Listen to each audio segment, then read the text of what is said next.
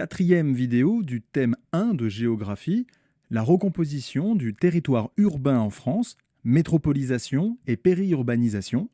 Et nous terminons ce thème par l'étude du Grand 3, Vivre en ville, les enjeux des aménagements de demain.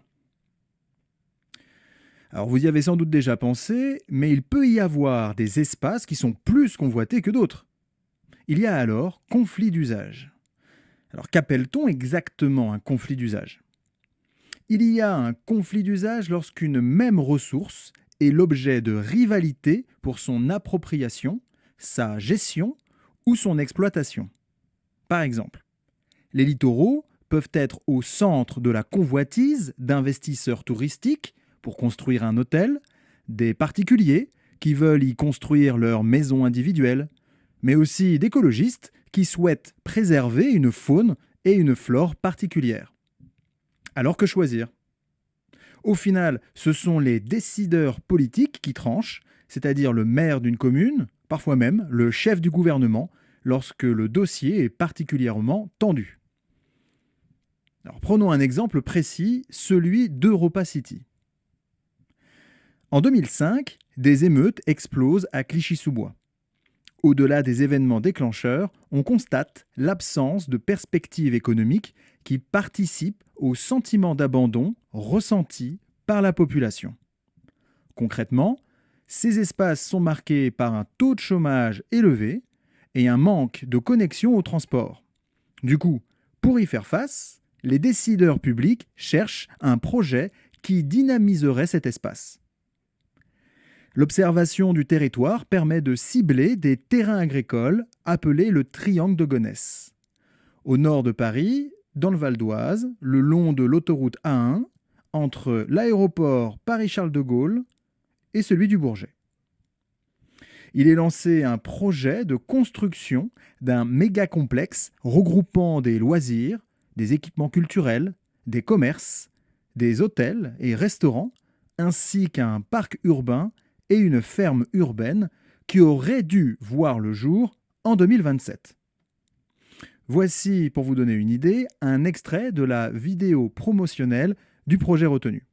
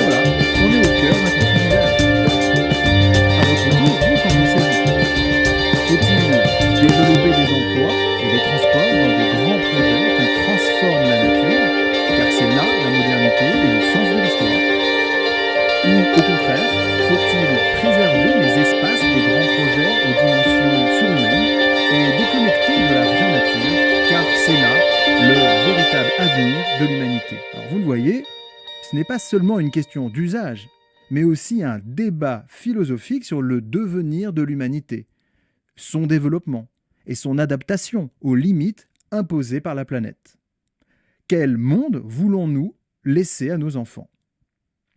Finalement, pour le parc Eurocity, le président de la République, Emmanuel Macron, annonce en 2019 l'abandon du projet. Alors cet exemple nous amène naturellement sur la notion du développement durable, au cœur des préoccupations actuelles. Mais qu'appelle-t-on le développement durable exactement ? Il s'agit d'un modèle de développement qui répond aux besoins du présent sans compromettre la capacité des générations futures de répondre aux leurs. Cet enjeu s'est imposé à la suite de la prise de conscience progressive depuis les années 1970, cette idée de finitude écologique de la Terre liée aux limites planétaires sur le long terme. Dit autrement, si on coupe tous les arbres, un jour il n'y aura plus d'arbres. Et les ressources naturelles ne sont pas illimitées. Il faut donc penser notre développement sans détruire la planète pour les générations suivantes. Alors quels sont les objectifs du développement durable ? On peut regrouper les objectifs en 3 catégories. Il faut que le modèle permette une économie viable, socialement juste et environnementalement durable. C'est-à-dire qu'il faut penser le développement comme la rencontre de 3 intérêts communs et pas seulement la recherche du seul profit. Une activité qui crée de la richesse mais ne respecte pas le droit à la dignité de chacun dans toutes les chaînes de production ou qui nuit à l'environnement au point de léser les générations suivantes, eh bien cette activité est nocive pour l'humanité sur long terme. L'Organisation des Nations Unies, l'ONU, a concrétisé les principes du développement durable en 17 objectifs qui ont été ratifiés par 193 États en 2015.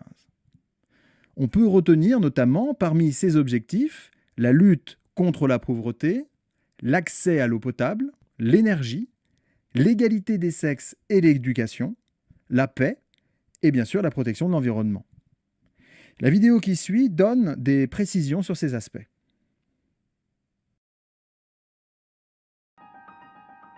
En septembre 2015, les États membres de l'ONU ont adopté l'Agenda 2030 et ses 17 objectifs de développement durable. Ils succèdent aux objectifs du millénaire mis en œuvre entre 2000 et 2015. Ceux-ci ont par exemple permis la réduction de moitié de la pauvreté, la diminution du taux de mortalité infantile dans le monde et l'amélioration de l'accès à l'eau potable et de l'accès des filles et des garçons à l'éducation. L'Agenda 2030 innove par son caractère universel. Ces 17 objectifs concernent tous les pays engagés et plus uniquement les pays et populations pauvres du Sud. De plus, l'accomplissement de chacun de ces objectifs ne peut être atteint qu'en respectant les 3 dimensions du développement durable, social, économique et environnemental. Pauvreté, eau, éducation, énergie, égalité des sexes, paix, protection de l'environnement font entre autres partie des 17 objectifs identifiés. L'universalité de l'Agenda 2030 implique une différenciation pour chacun des 17 objectifs de développement durable. Par exemple, alors que certains pays luttent encore contre la faim, d'autres doivent plutôt se soucier de promouvoir une nutrition saine et lutter contre l'obésité. Tandis qu'un tiers des denrées alimentaires est jeté en Suisse, d'autres pays, de leur côté, perdent une partie importante de leur récolte en raison d'un mauvais stockage. Alors que l'accès à l'énergie préoccupe certaines populations, de nombreux pays consomment abondamment et doivent trouver des solutions pour diminuer cette consommation et en réduire les impacts environnementaux. Tout le monde est responsable de la mise en œuvre de l'Agenda 2030. L'adoption de celui-ci marque aussi une évolution dans la manière d'aborder et de mettre en œuvre le développement durable. Citoyennes, citoyens, société civile, secteur privé, gouvernement et communauté scientifique, Nombreux sont les acteurs à pouvoir mettre en commun leurs compétences et leurs intérêts pour la concrétisation des 17 objectifs de développement durable. Toutes les sources de financement seront importantes pour la réalisation d'un développement durable. Public, privé, national, international. La mise en place systématique de projets alliant financement public et privé est un exemple pour créer des synergies et mobiliser davantage d'argent. Il incombe d'ailleurs aux États de créer les conditions adéquates pour inciter les acteurs et entreprises privées à respecter les critères de durabilité et à investir dans le développement durable par l'achat de machines plus efficientes et moins polluantes par exemple. Agir ensemble pour permettre à chacun de vivre en toute dignité. Faire en sorte que le développement économique et social ne se fasse pas au détriment de l'environnement.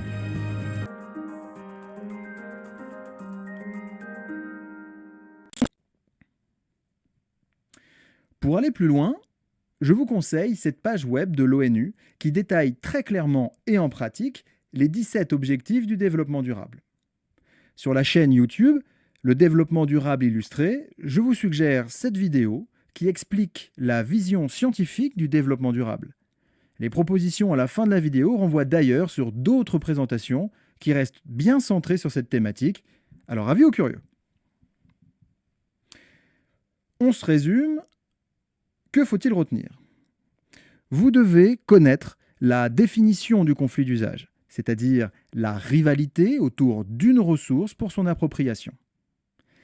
Vous pouvez expliquer un exemple concret de conflit d'usage à travers la controverse d'EuropaCity, en expliquant son contexte historique et sa situation géographique. Vous connaissez la définition du développement durable et vous êtes capable de donner des exemples des 17 objectifs fixés par l'ONU en 2015, comme la lutte contre la pauvreté, l'accès à l'eau potable ou encore l'égalité des sexes et l'éducation, la paix et enfin, bien entendu, la protection de l'environnement.